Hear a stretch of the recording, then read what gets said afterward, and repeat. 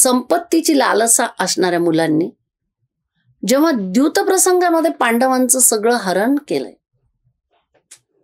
केलं, अहो खोट्या मार्गाने ती संपत्ती आपल्याकडे घेतलेली आहे. बरं, ते फासे टाकत असताना गांधारीला हे नक्की माहित होतं की आपला गांधार देशामध्ये असताना सुद्धा आपला हा भाऊ शकुनी चुकीच्या पद्धतीने फासे टाकतो. कारण त्याला नक्की एक माहित आहे की जी संपत्ती आपल्याला युद्ध करून मिळत नाही, जी संपत्ती ज्या मार्गाने पाहिजे त्या मार्गाने मिळत नाही, तर द्यूताच्या मार्गाने घ्यायची. कारण गांधारीने बघितलेलं होतं लहानपणापासून हा हेच करायचा. तो लहानपणी अश्वशाळेमध्ये शिकत असताना सुद्धा मित्रांबरोबर खेळत असताना मित्रांकडून काहीतरी पाहिजे असेल, ते मिळालं नाही तर तो द्यूतच खेळायचा. बरं, त्या द्यूतामध्ये सुद्धा उलटे फासे टाकायचे आणि आपल्याच बाजूनं कसं वळवायचे हे त्याला पक्क माहिती. मग हे सगळं माहित असताना आपल्या मुलांना चुकीच्या पद्धतीने साथ देऊन संपत्ती पांडवांची आपल्याकडे आलेली आहे. पण आता एक एक एक एक करत पांडवांनी जेव्हा ती संपत्ती पणाला लावली आहे, सर्वस्व हरलेले आहेत, त्यावेळेला एक शेवटचा डाव, अजून एक शेवटचा डाव म्हणत म्हणत पांडवांच्या अंगावरचे दागदागिने सुद्धा पणाला लागलेले. हताश झालेले युधिष्ठिर जेव्हा शांत, आता पुढे काहीच नाहीये करता येणार, यावेळेला दुर्योधन शकुनीच्या सांगण्यावरून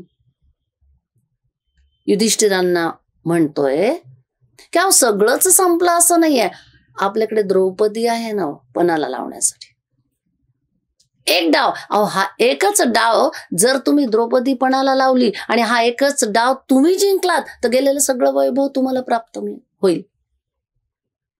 मंडळी, आपण आजही बघतो ना, त्या द्यूतामध्ये एक एक एक एक करत सर्वस्व हरण झालेले आपली त्या संपत्तीच्या अभिलाषा सोडत नाहीत, पुन्हा खेळायला तयार होतात. म्हणूनच तर त्याला आपण व्यसन म्हणतो.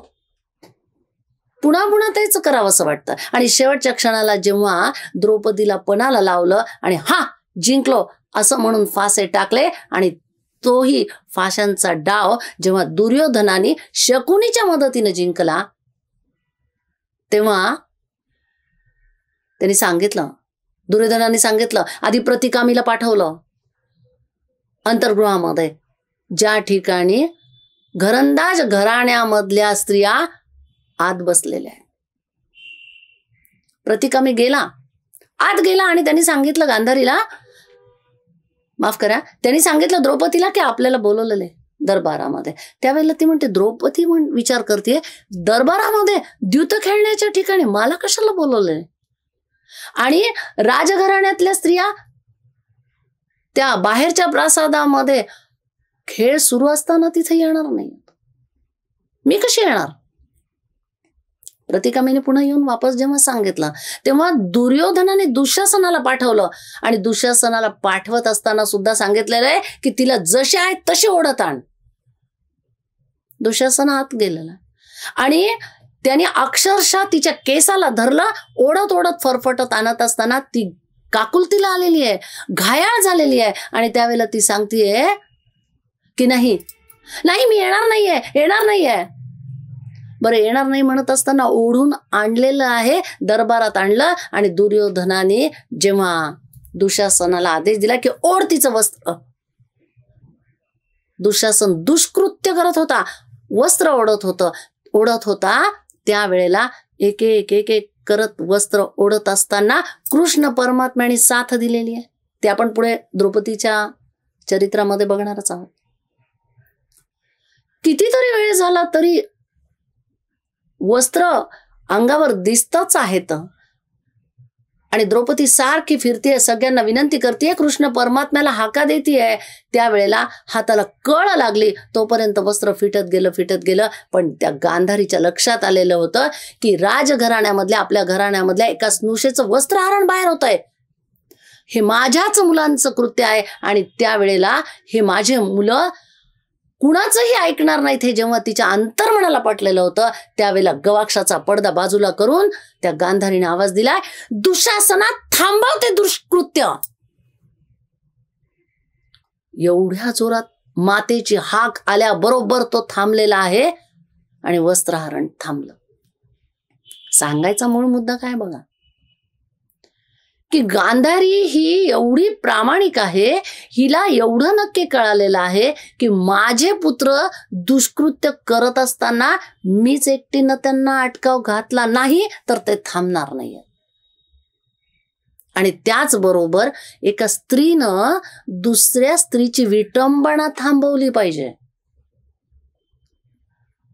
ती विटंबना थांबवण्याचं कार्य एक स्त्रीच करू शकते. स्त्रीमध्ये केवढी शक्ती आहे आणि त्याच शक्तीचं जणू आपल्याला दर्शनच तिने दिलेलं आहे.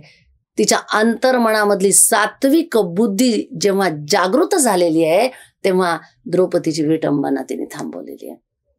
मूळ स्वरूपामध्ये मला हेच म्हणायचं आहे की आजही एक स्त्री जर दुसऱ्या स्त्रीला साथ द्यायला तयार असेल तर तिची होणारी विटंबना, तिचे होणारे हाल सर्व काही रोखल्या जातात, थांबल्या जातात. प्रत्येक नारीनं भारतीय संस्कृती जपत असताना माझ्याबरोबर कार्य करणाऱ्या, माझ्याबरोबर राहणाऱ्या, माझ्याबरोबर इतरत्र असणाऱ्या प्रत्येक स्त्रीला संरक्षण दिलं पाहिजे, तिला साथ दिली पाहिजे. एवढं तरी आपण या गांधारीच्या चरित्रातून शिकू शकतो आणि त्या पद्धतीनं आपलं कार्य सुद्धा आपल्याला पुढे नेता येतं.